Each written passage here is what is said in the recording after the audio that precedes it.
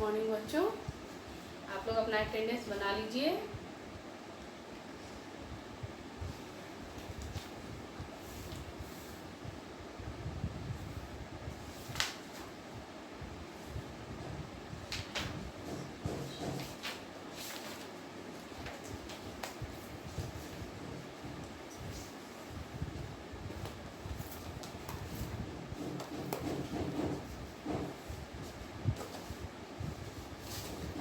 पिछले क्लास में हमने चैप्टर 6 पढ़ा था। वो चैप्टर 6 वो कंप्लीट हो चुका था। मैं आप लोगों को कविता याद करने मैं दी थी ना। आज चैप्टर 7 है नटखट बसंत।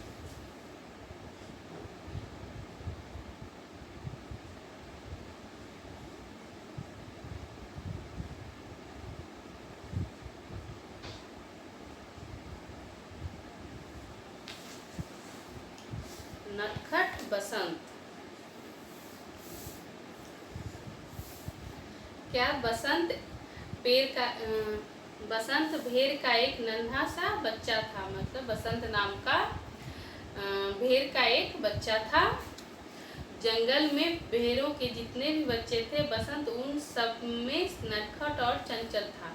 उसकी एक बुरी आदत थी कि वह किसी का कहना नहीं मानता था। अपनी माँ के बार बार मना करने पर भी वह जंगल में अकेले घूमने चल देता था। तब बसंत जो था वह भेड़ का बच्चा था, यानी भेड़ था। मतलब भेड़ का बच्चा। जंगल में जितने भी भेड़ के बच्चे थे उसमें बसंत जो था वह सबसे नटखट था।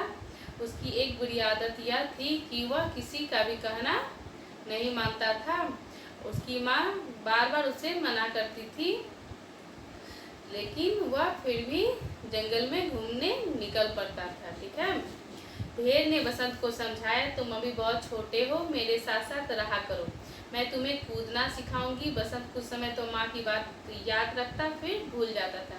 भेड़ ने बसंत को समझाया कि तुम अभी बहुत छोटे हो, तुम मेरे साथ रहा करो, फिर मैं तुम्हें कूदना सिखाऊंगी। लेकिन बसंत जो था थोड़ी दिन तक माँ की बात याद रखता, फिर थोड़े दिनों बाद वह भूल जाता था। एक दिन बसंत भेड़ के साथ बाहर निकला। उसे नदी के उस पार हरी घास दिखाई दी। वह हरी घास का आनंद लेने लगा। अचानक आसमान में काले काले बादल छा गए और मूसलाधार बारिश होने लगी। एक दिन बसंत जो था वह भेड़ के साथ बाहर निकला। वो उसे नदी के दूसरी ओर एक हरी हरी घास दिखाई दी। वह हरी घास का आनंद लेने के लिए, वो उसे खाने के लिए वह खाने लगा। और अचानक क्या हुआ कि आसमान में बादल छा गए और जो मूसलाधार बारिश होने लगी। बसंत डर के मारे रोने लगा। वो अपनी माँ को ढूंढने लगा, पर उसे माँ दिखाई नहीं दी। वह घबरा कर इधर उधर भागने लगा। पास ही एक पेड़ पर एक लंगूर बैठा था। उसने बसंत से कहा कि तुम पेड़ के खोखले तने में बैठ जाओ। बसंत ने लंगूर की बात मान ली और बारिश से बचने के लिए चुपचाप उसमें छिपकर बैठ गया।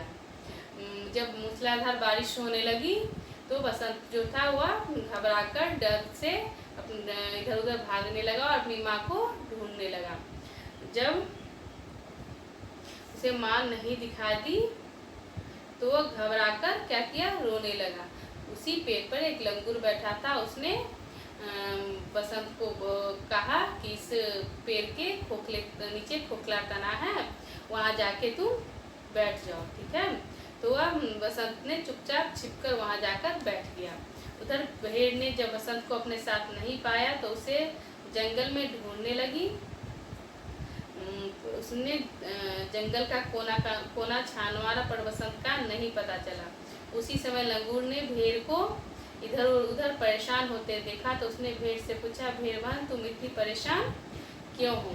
उधर भेड़ ने जब बसंत को अपने साथ नहीं पाया तो वह उसे जंगल में इधर उधर ढूंढने लगी। कोना कोना छान मारने पर भी बसंत जब उसे नहीं मिला तो वह घबराकर परेशान होकर इधर उधर देखने लगी। उसी तो लंगूर ने जो उस पेड़ पे बैठा था उसने भेड़ को इधर उधर परेशान होके घूमते देखा।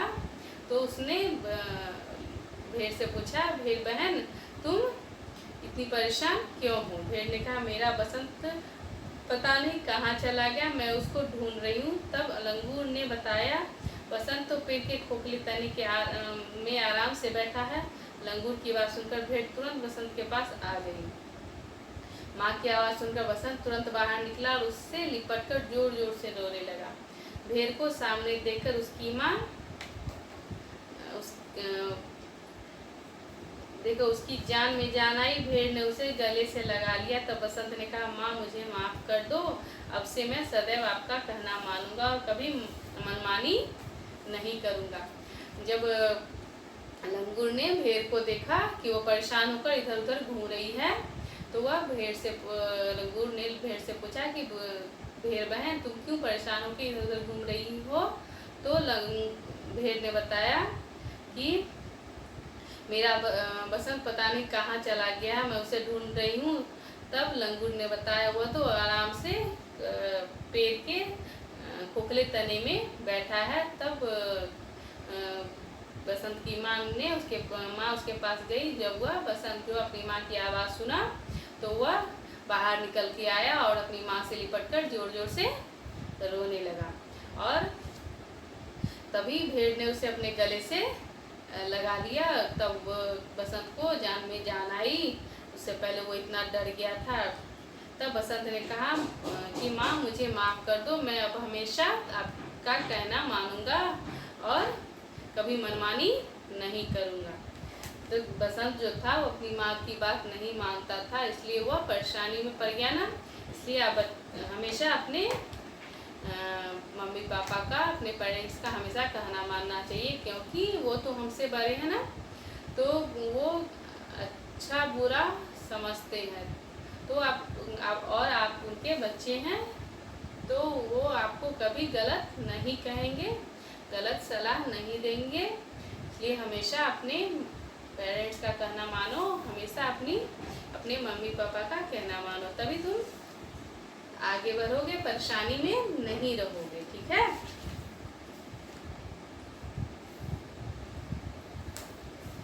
इसका मुहावरा मैं लिखवा दूँ, मुहावरा शब्दार्थ में लिखवा देती हूँ। ठीक है।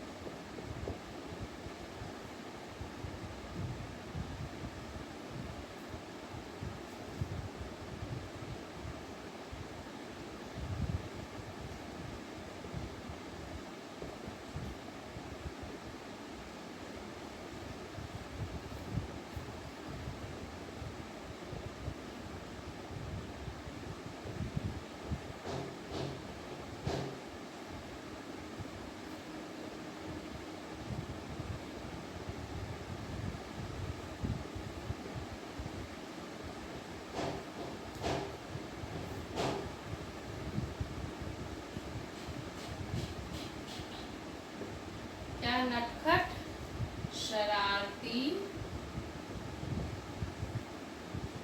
चंचल, नन्हा सा यानी छोटा सा, मूसलाधार बहुत तेज, बहुत खोखला यानी खाली, इसके अंदर कुछ न हो,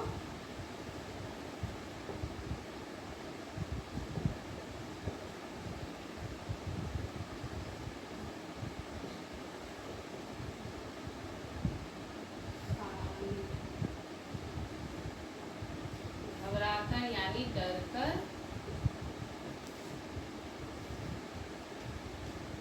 मनमानी मनचाहा मनमर्जी,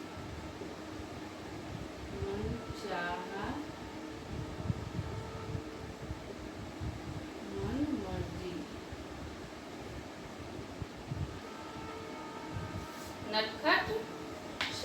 हाथी चंचल नन्हा सा छोटा सा, मूसलाधार बहुत तेज, खोखला जिसके अंदर कुछ न हो यानी खाली, घबराकर डरकर मनमानी मनचाहा मनमर्जी। ठीक है।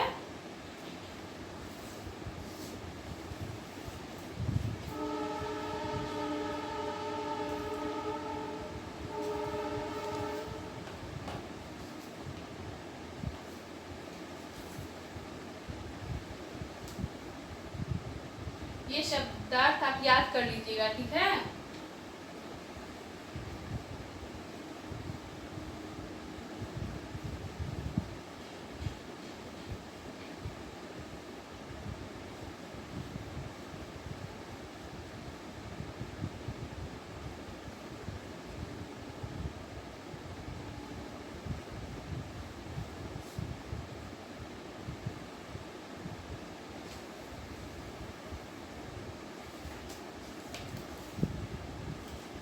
मुहावरा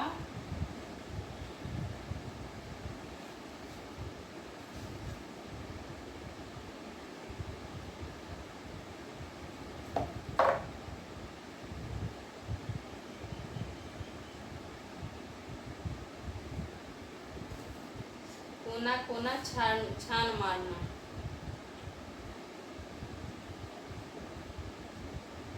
कोना कोना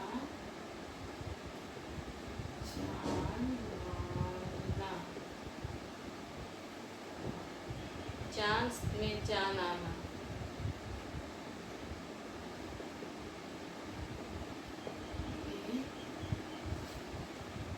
जान आना। मुसीबत से छुटकारा मिलना।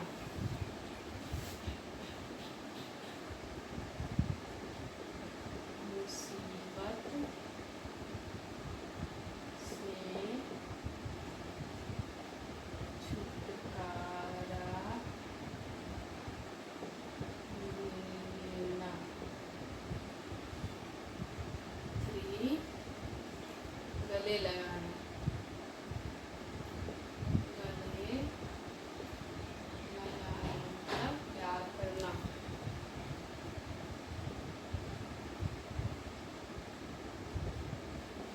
क्या है? मुहावरे है कोना कोना कोना कोना छान मारना, सब जगह ढूंढना। सब जगह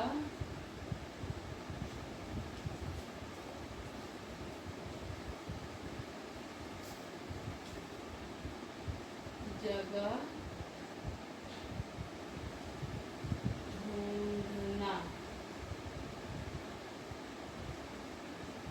कोना कोना छान मारना तो सब जगह ढूंढना, जान में जान आना, मुसीबत से छुटकारा मिलना, गले लगाना, प्यार करना। ठीक है।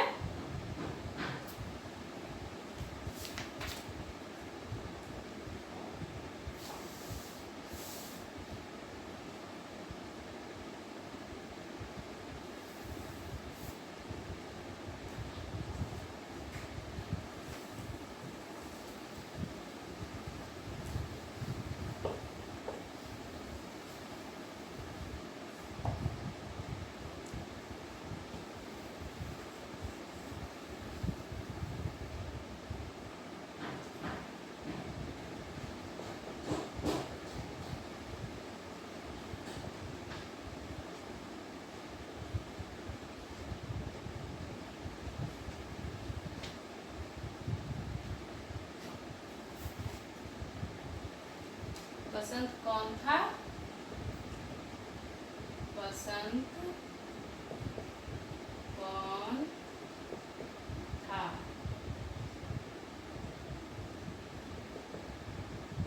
बसंत भेड़ का बच्चा था। ठीक है। बसंत में कौन सी बुरी आदत थी?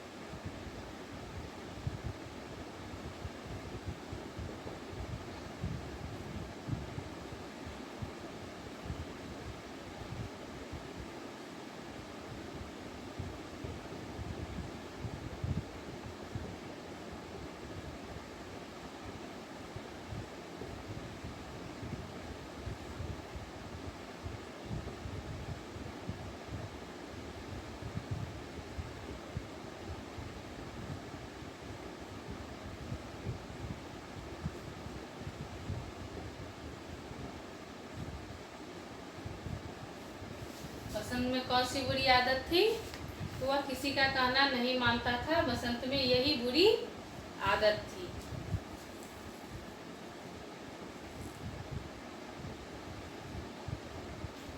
बसंत नदी के पार क्यों गया था?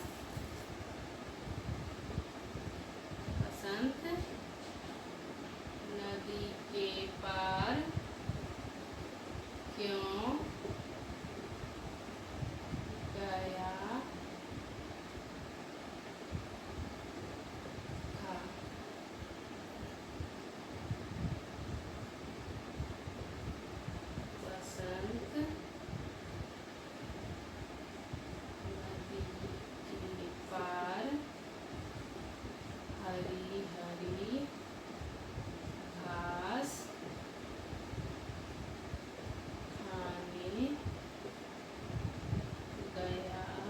था। क्या बसंत नदी के पार क्यों गया था? तो बसंत नदी के पार हरी हरी घास खाने गया था। ठीक है।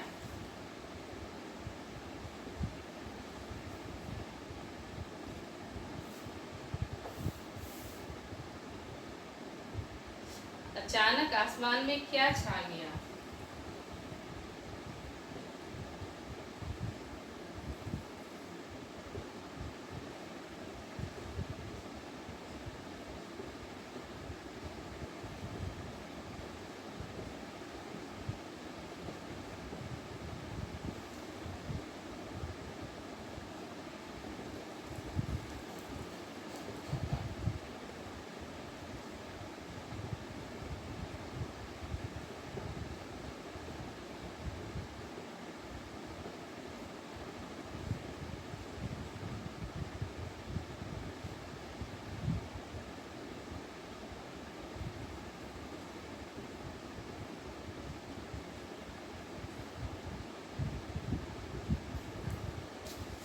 पेड़ पर कौन बैठा था?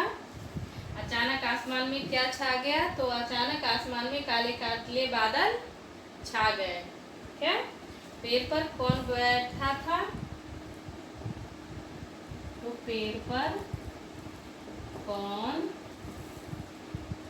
बैठा था?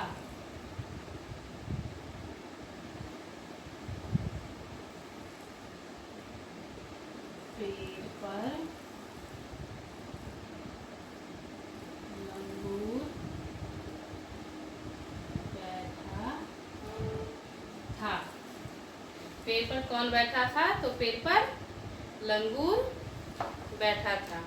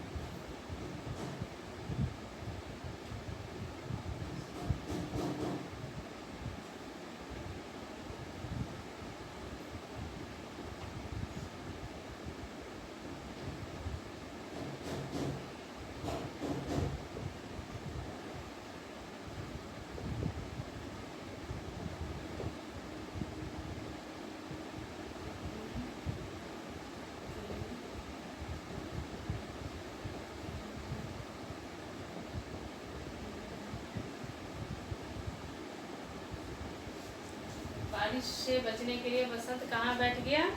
तो बारिश से बचने के लिए बसंत पेड़ के खोखले तने के अंदर बैठ गया। ठीक है। आज के लिए इतना ही। अब अगले क्लास में आपका होमवर्क मिला हुआ है, शब्दार्थ याद करना है।